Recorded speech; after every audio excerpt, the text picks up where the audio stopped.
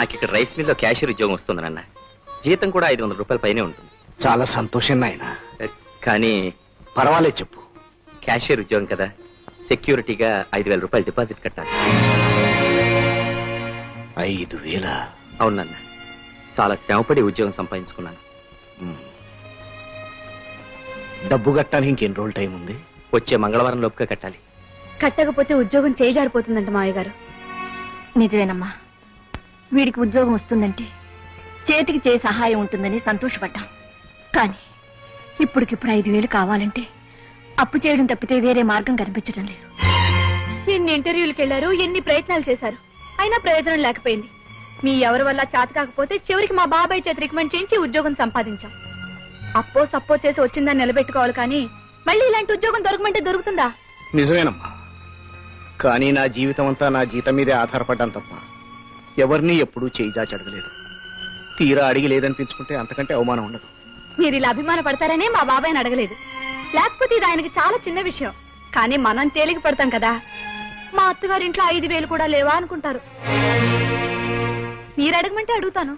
వద్దమ్మా వద్దు, ఎవరిని అడగొద్దు. నేనే ఎక్కడో తంటాలు పడతాను. ఇంకా టైం ఉందిగా, వెళ్ళండి.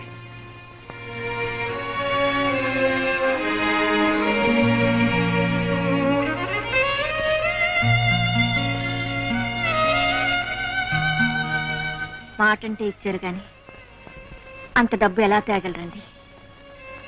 ఎలాగైనా తేవాలి తప్ప నా అసమర్థతకి వాడి భవిష్యత్తును బలి చేయలేను.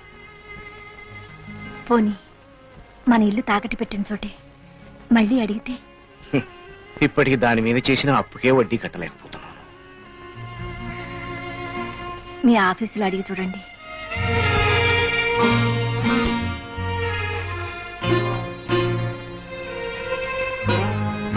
ఇప్పుడు ఆ అర్హత కూడా నేను పోగొట్టుకున్నాను.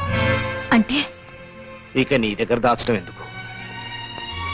సావిత్రి, 2 నెలల్లో నేను రిటైర్ అవబోతున్నాను. 2 నెలల్లోనా? అవును. నాకు రావాల్సిన డబ్బు కూడా ఏమీ ఉండదు. భగవంతుడా.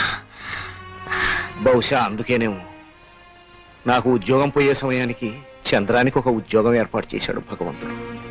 క్షమించండి జగన్నాథం గారు, ప్రస్తుతం మేము అప్పులు ఇవ్వటం మానేసినాం.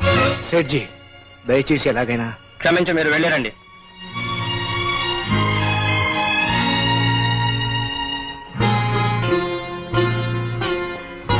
నాన్న, డబ్బు సంగతి ఏమైంది నాన్న? ఆ ప్రయత్నంలోనే ఉన్నాను రా. ఏమరా, ఆయన ఇంకా ఇంట్లో అడిగైనా పెట్టలేదు, అలా నిలదీసి అడుగుతున్నా? ఆయన ప్రయత్నం ఆయన చేస్తున్నారు కదా. మీరు పదండి.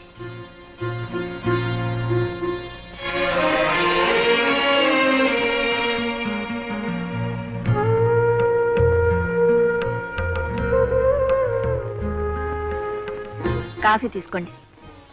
సావిత్రి, నా చేతకంతనానికి వాడి మీద ఎందుకే కేకలు వేస్తావు? సహజంగా వాడుకుండే ఆదుర్దా వాడుకుంటుంది కదా. ఇవాళ కూడా డబ్బు ఎక్కడా దొరకలేదు. కృష్ణ ఇంటికొచ్చాడా? ఎలా వస్తాడు మీరన్న మాటలకి? పాపం పస్తులతో మాడిపోతూ ఉండుంటాడు. వెళ్ళి వాణ్ణి తీసురా. బాగుందండి వరుస. మీరు తిట్టి వెళ్ళగొడుతూ ఉండండి, నేను వెళ్ళి బ్రతిమలాడి తీసుకొస్తూ ఉంటాను. ఏదో చీకాకుల్లో ఒక మాట అన్నంత మాత్రాన వాడు ఇలా అజ్ఞాతవాసం చేయాలో చెప్పు. ఎలాగైనా వాడిని నచ్చ చెప్పి తీసురా. వీడెప్పటికి మారతాడో ఏమో.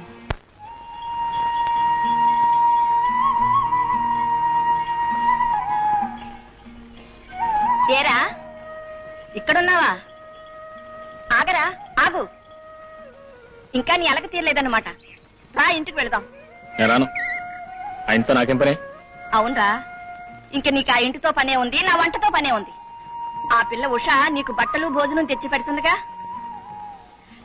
ఒరే, మీ నాన్నగారు అలా అన్నారంటే ఆయన మనసు నువ్వెంత కష్టపెట్టావో తెలుసా? నీ మీద వచ్చే ఫిర్యాదులు తట్టుకోలేక కడుపు మంట కొద్దీ అలా అన్నారే కాని ఆయనకి కడుపు తీపి లేదనా? నువ్వా ఇలా తిరుగుతున్నావు? మీ అన్నయ్యకా ఉద్యోగం లేదు, పైగా ఆయన ఉద్యోగం కూడా పోయేటట్టుంది. ఏంటమ్మా, నాన్నగారు ఉద్యోగం 2 నెలల్లో తీసేస్తారు. మీ అన్నయ్యకు ఉద్యోగం దొరకాలంటే 5,000 డబ్బు కట్టాలట. 5,000? అవునరా, తల్లిదండ్రుల కష్టాలు కొడుకులే పట్టించుకోపోతే ఇంకెవరు పట్టించుకుంటారు?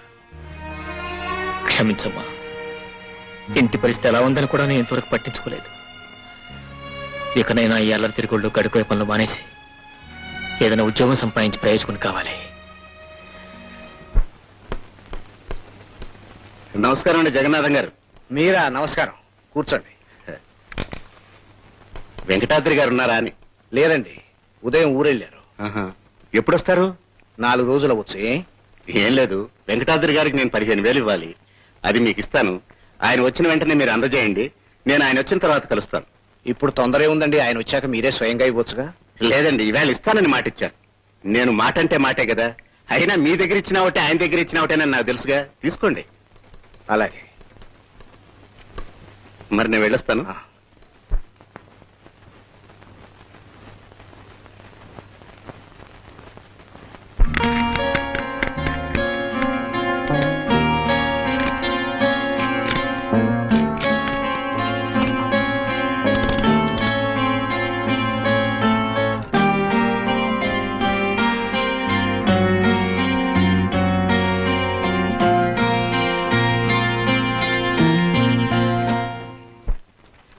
రండి జగన్నాథం గారు, రండి. నమస్కారం అండి. కూర్చోండి.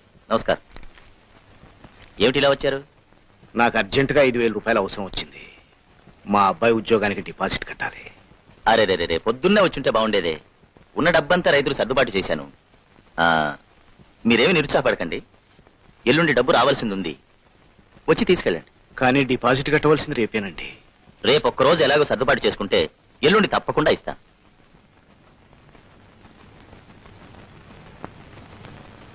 నాన్న, డిపాజిట్ కట్టడానికి రేపే ఆఖరి రోజు. గుర్తుంది, అన్ని చోట్ల ప్రయత్నించాను. ఎల్లుండి వరకు ఆగితే తప్పకుండా ఏర్పాటు అవుతుంది. రేపు గనక కట్టకపోతే ఏ ప్రయోజనం ఉండదు నాన్న. నాకు ఈ ఉద్యోగం రాదు. నేను ఇట్లా నిరుద్యోగంగా ఉండిపోవాల్సిందే.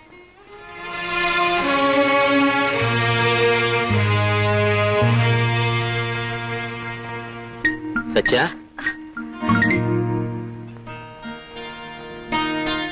నీ దగ్గర డబ్బు ఏమైనా ఉందా సత్య? మీకు తెలియకుండా నేను ఎప్పుడైనా దాచానండి? అలా అడుగుతున్నారు. దాచావని కాదు, డబ్బు ఏమైనా ఉండుంటే బాగుండనిపించి అడిగాను. నాన్నగారి ధోరణి చూస్తుంటే నాకు ఈ ఉద్యోగం వచ్చేటట్లేదు సత్య. మీ నాన్నగారికి చేత కాకపోతే సిగ్గు విడిచి మా బాబాయ్ దగ్గరికి వెళ్ళి అడగాలి.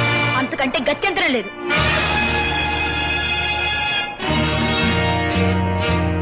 మీ నాన్నగారికి చేత కాకపోతే సిగ్గు విడిచి మా బాబాయ్ దగ్గరికి వెళ్ళి అడగాలి. అంతకంటే గత్యంతరం లేదు.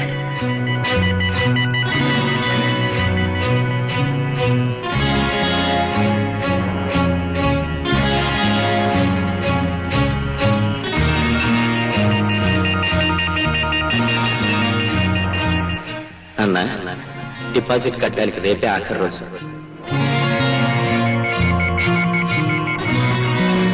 నాకు ఈ ఉద్యోగం రాదు. నేను ఇట్లా నిరుద్యోగంగా ఉండిపోవాల్సిందే. వెంకటాద్రి గారి దగ్గర నేను 15,000 తీసుకున్నాను. ఈవేళ ఇస్తానన్నాను. అది మీకు ఇస్తాను. ఆయన వచ్చిన వెంటనే మీరు అందజేయండి.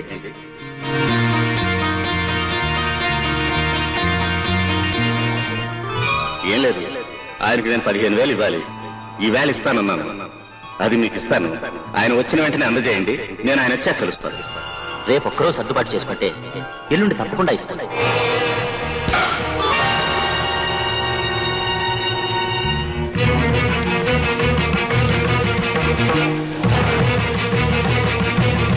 రేపు ఒక్కరోజు సర్దుబాటు చేసుకుంటే ఎల్లుండి తప్పకుండా ఇస్తాను. రేపు ఒక్కరోజు సర్దుబాటు చేసుకుంటే ఎల్లుండి తప్పకుండా ఇస్తాను. అవును, ఆ డబ్బు ఎల్లుండి అక్కడ పెట్టేయచ్చుగా.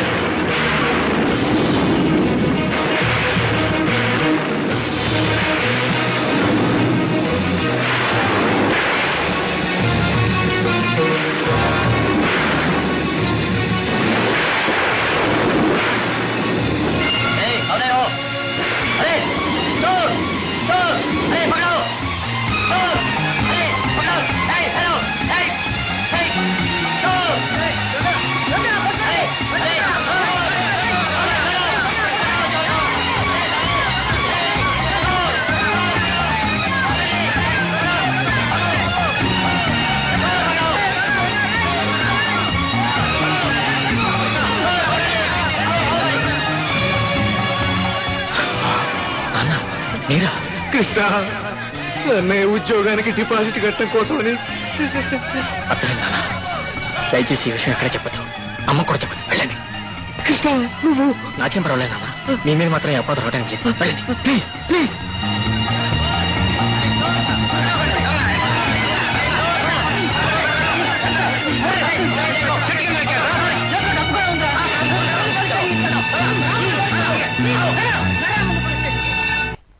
పెద్దమా పెద్దమా, ఏమిటి నాయనా? మనకిష్టని పోలీసులు అరెస్ట్ చేశారు. ఎందుకు సావుకారు వెంకటాద్రి గారు దొంగతనం చేసి పట్టుబడ్డాడు. దొంగతనం?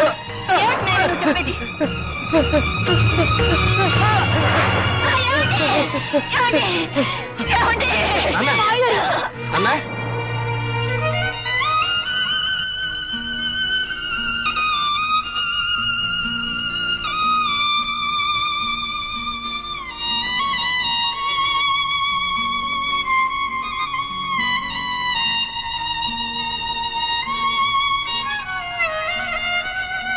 మిస్టర్ చంద్ర, ఇలా రండి.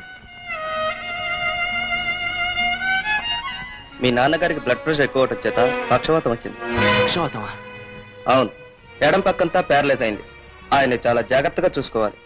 ఆందోళన కలిగించే విషయాలేవి ఆయన వినకూడదు. ఈ మందులు వాడండి. నేను వెళ్ళి ఒక తైలం పంపిస్తాను. అది రోజుకు 2 సార్లు మర్థనం చేయండి. అలాగే డాక్టర్.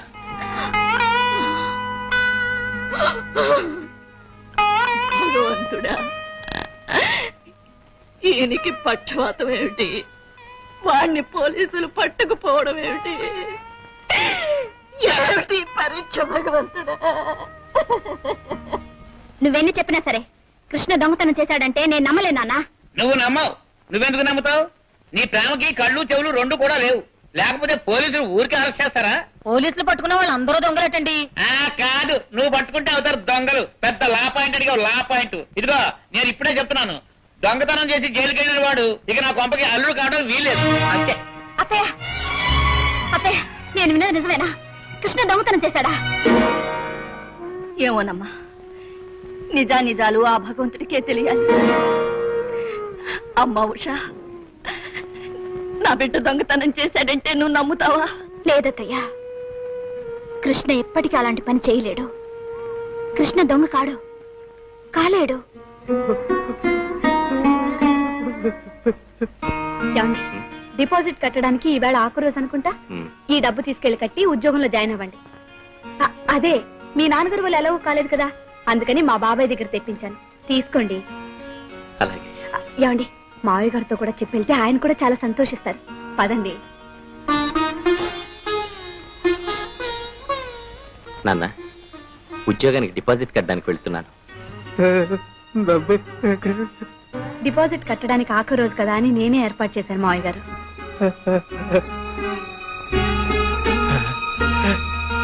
వెళ్ళొస్తాను నాన్న.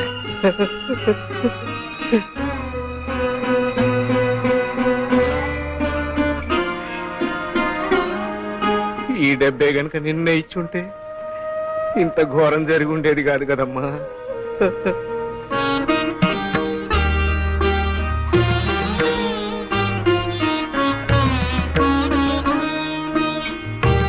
బాబు,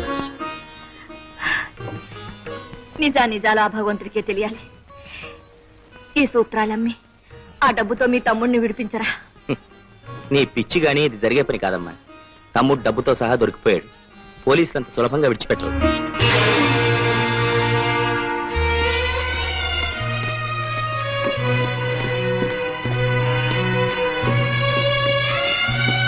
ఎక్స్క్యూజ్ మీ ఇన్స్పెక్టర్, మా అన్నయ్యతో 1 నిమిషం మాట్లాడొచ్చా? All right. థ్యాంక్స్. అన్నయ్య, నాకు తెలుసు నువ్వు నన్ను ఆశ్రయించుకుంటావని. తమ్ముడు, నాన్నగారు ఎలా ఉన్నారు? దుఃఖంతో కుమిలిపోతూ జీవోత్సవంలా మంచం మీద ఉన్నారు. నాన్నగారు ఆరోగ్యం దెబ్బతిన్నందుకు, నేను జైలుకు వెళ్తున్నందుకు అమ్మ కుమిలిపోతుంది. జాగ్రత్తగా చూసుకో. నీకు ఉద్యోగం వచ్చిందా? వచ్చింది. ఈ రోజే జాయిన్ అయ్యాను. నువ్వు ఉద్యోగానికి వెళ్తున్నావు, నేను జైలుకి వెళ్తున్నాను. మన ఇద్దరి జీవితాల్లోనూ మలుపు ఒకేసారి వచ్చింది. కంగ్రాచులేషన్స్.